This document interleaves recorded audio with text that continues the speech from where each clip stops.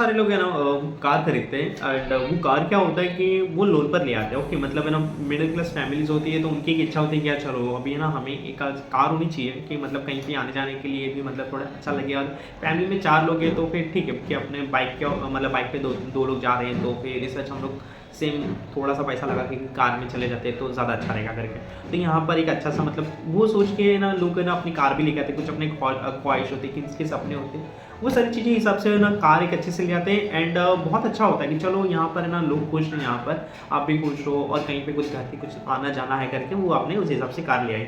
अब यहाँ पर क्या हो रहा है कि है ना अब ये कार जो है वो एक बैड डेप्स हो गया। ओके, मतलब बैड डेप्स यानी कि ये क्या ना मतलब है ना बोले तो एक हम लोग हमारी जो ग्रोथ है, हमारी जो फाइनेंशियल जो ग्रोथ है वहाँ पर है मतलब ये गलत डिसीजन है। हालांकि है अच्छा है, अपने डिसीजन अपने फैमिली के लिए लिया इसलिए अच्छा है, बट अगर खुद का अगर हमारा नेटवर्क देखा जाए, हमारा अगर है ना ग्रोथ देखा जाए, हमारा फाइनेंस देखा जाए, उस हिसाब से हमारा डिसीजन गलत हो गया। लेकिन अब डिसीजन गलत हो गया तो अब डिसीजन को भाई क्या सही किया जा सकता है? ऑब्वियसली आज हम लोग है ना इस चीज़ को है ना हम लोग है ना सही कर सकते हैं क्योंकि जो गलती हो चुकी है ये कर सकते हैं कि उस गलती को ना दोहराया जाए। या फिर मान लो कि अभी ना जो हम लोग ने जानबूझ के गलती की है तो अब इसके लिए सही रास्ता क्या है?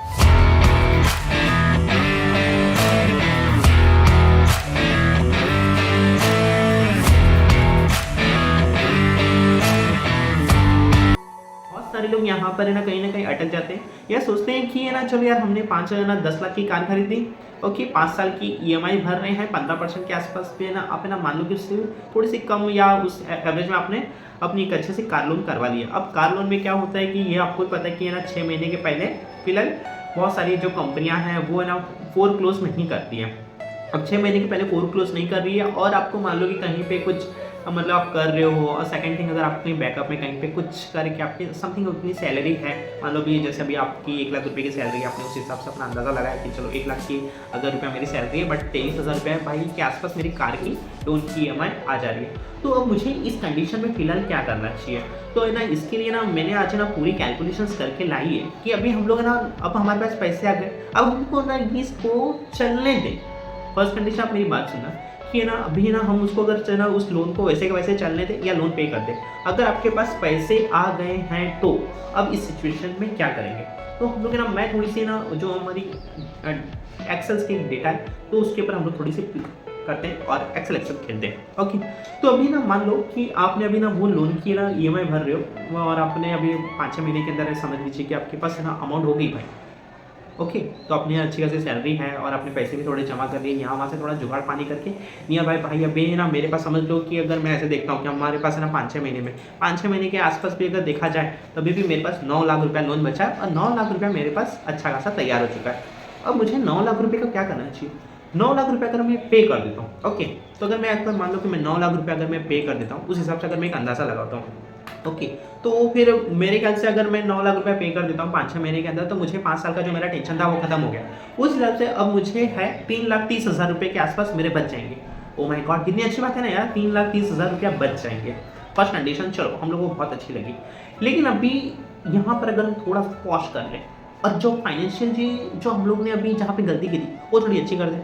लोगों को कहना है कि अगर आपने कोई गाड़ी खरीदी है, वो गाड़ी को मान लो कि अगर आप टैक्सी पे देते हो तो आपके लिए असेट या प्रॉफिट होगा। लेकिन अभी ये ना मान लो कि आप ना गाड़ी को नहीं दे मतलब दे रहे हो और घर के अंदर पर्सनली चला रहे हो, फिलहाल एक तरफ से डेप्रिसिएट चार्ज हो रहा है और गाड़ी की वैल्यूएशन भी कम हो रही है। और यहाँ पर तो ऐसा कुछ है नहीं, ये इन्वेस्टमेंट तो है नहीं जो आज हमने 10 लाख की कार खरीदी कल हमें 20 लाख मिलेंगे। अभी यहाँ पर भी हमको क्या करना है कि हमारे पास मान लो कि 9 लाख रुपये जमा हो गए। अब 9 लाख रुपये को मान लो कि ना अपना लम सम कहीं ना कहीं आप इन्वेस्ट कर दो। ओके, अब आपको ये नहीं करना है, अगर आपने यहाँ पर अगर मान लो अपना पे तो कर दोगे तो आप ना 3 लाख रुपया बचा लोगे।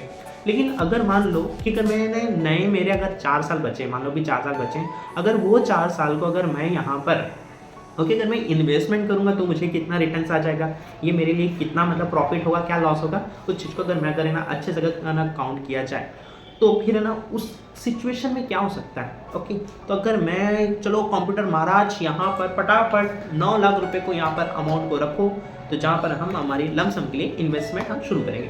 तो अभी इसमें क्या किया हमने, मान लो कि भाई मुझे स्टॉक्स में कौन शेयर खरीदेगा, कौन बाय सेल करेगा, मगर जमा नहीं करनी है, कोई बात नहीं। 2 तरीके, इंडेक्स फंड में म्यूचुअल फंड में इन्वेस्टमेंट कर दो। अब इंडेक्स फंड 12-15% है और 12-15% मेरा इंटरेस्ट भी है। ओके, आसपास मतलब दोनों चीज़ें सेम होगी, मुझे उतना मिलेगा भी और मुझे इंटरेस्ट उतना जाएगा भी, तो क्या होगा? क्या 4 साल में मेरा रिजल्ट मतलब मेरी पूरी मेहनत ज़ीरो हो जाएगी, या कुछ अच्छा हो जाएगा या कुछ बेटर मतलब ख़राब हो जाएगा? अभी इस सवाल को भी हम लोग अच्छे से अगर ना यहाँ पे सॉल्व करने वाले हैं। तो अगर मैंने कंप्यूटर को कमांड दे दी है कि मैं अपने 9 लाख रुपए मैं लमसम में इन्वेस्टमेंट कर रहा हूँ। पहली कंडीशन क्या थी? अगर पूरा लोन पे कर दिया तो मेरा 3,30,000 रुपया बच जाएगा। लेकिन अगर मैं 9 लाख रुपए को अगर इन्वेस्टमेंट करता हूँ इंडेक्स फंड में, वही 12-15% के हिसाब से हम 15% एवरेज गिन लेते हैं कि आपने थोड़ा सा इन्वेस्टमेंट कर दिया। अगर मैं इसे अगर 4 साल में अगर देखा जाऊँ, ओके, तो 4 साल में मुझे 9 लाख के अप्रॉक्स अमाउंट डबल, यानी कितना? अगर 15% के आसपास भी अगर चलेंगे तो मुझे 18 लाख रुपया मिलेगा। शॉक ना? वाह, कितनी बड़ी बात है। लेकिन कहानी यहाँ पे खत्म नहीं होती है। आप ये सोच रहे थे कि यार वहाँ पर मुझे मेरा लोन जा रहा था और मैंने 3 लाख रुपए में बचा लेता, लेकिन 3 लाख के सामने मेरे 18 लाख रुपए आ गए पैसे। ग्रेट, चलो 18 लाख आ गए, मतलब बहुत बड़ी बात है। 3 लाख के सामने यानी कि 18 लाख, यानी कि बहुत बड़ा गैप। अभी हम ये करेंगे कि हाँ, हम इन्वेस्टमेंट कर लेंगे, डिसीजन अच्छा है, चलो अभी इन्वेस्टमेंट कर दिया।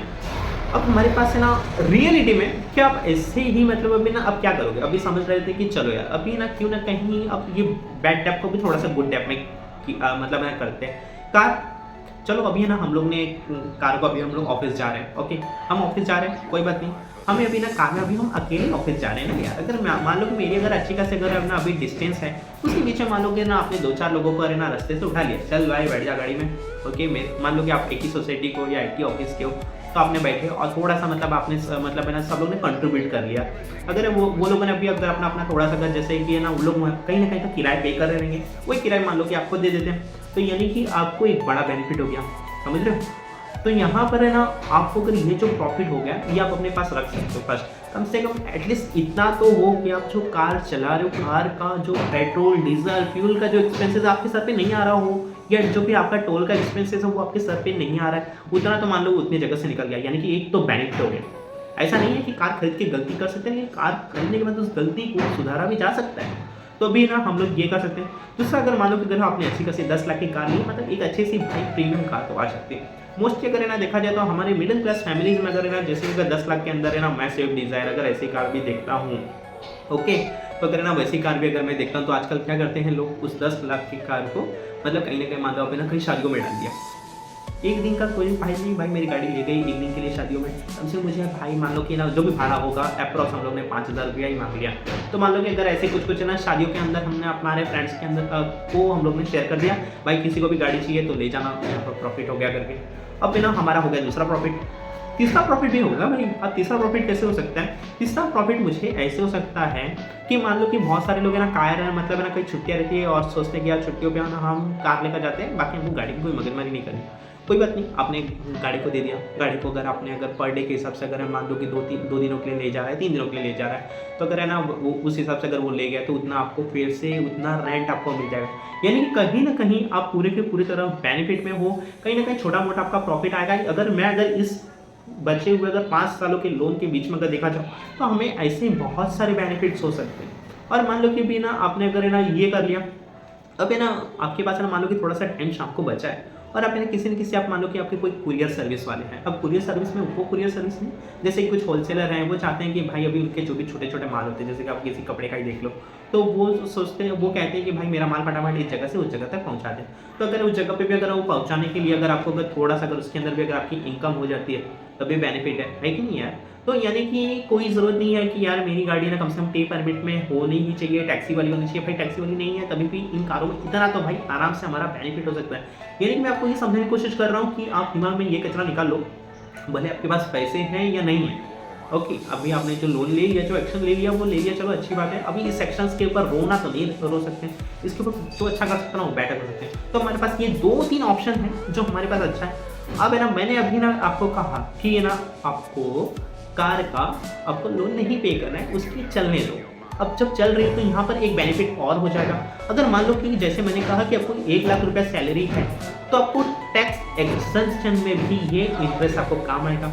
समझ रहे हो? यहाँ पर एक है ना अच्छी सी पॉइंट है। तो कुछ टैक्स अगर मान लो कि अगर मुझे जो भी अगर इंटरेस्ट लग रहा है, अगर है ना 1 साल का ना अगर मैं इंटरेस्ट में अगर देखा जाओ कि यार मुझे कितना मतलब अप्रॉक्स मतलब कितना अगर है ना हर साल में अगर देखा जाए तो है ना वो मुझे कितना मिलेगा। अगर वो चीज़ अगर मैं यहाँ पर अगर है ना कैलकुलेट करने जाऊँ तो मुझे अप्रॉक्स कंप्यूटर महाराज अगर बताते हैं कि नियर बाय मेरा इंटरेस्ट कितना होगा, हाँ, मतलब 80-90 हज़ार के आसपास का जो मेरा इंटरेस्ट होगा, तो इतना तो भाई मुझे ना, इतना मुझे रिबेट मिल जाएगा। यानी कि है कि नहीं यार अच्छी बात कि चलो आपको कार के ऊपर इतना रिबेट मिल गया, वाह ग्रेट। तो है ना अगर है ना वो हिसाब से अगर आपने थोड़ा थोड़ा करके आपका अगर एग्जामेशन में काम हो गया तो भी ठीक है। और मान लो कि अगर आपने कहीं मान लो म्यूचुअल फंड या आपने कहीं ऐसा ELSF फंड ऐसी जगह अगर इन्वेस्टमेंट कर रहे हो, ओके, तो वहाँ पर भी आपको 1.5 लाख तक की लिमिट्स होती है, तो वहाँ पर भी आपको एक अच्छा बेनिफिट होगा कि चलो यार आपको यहाँ पर भी ना एक डिडक्शन मिल गया।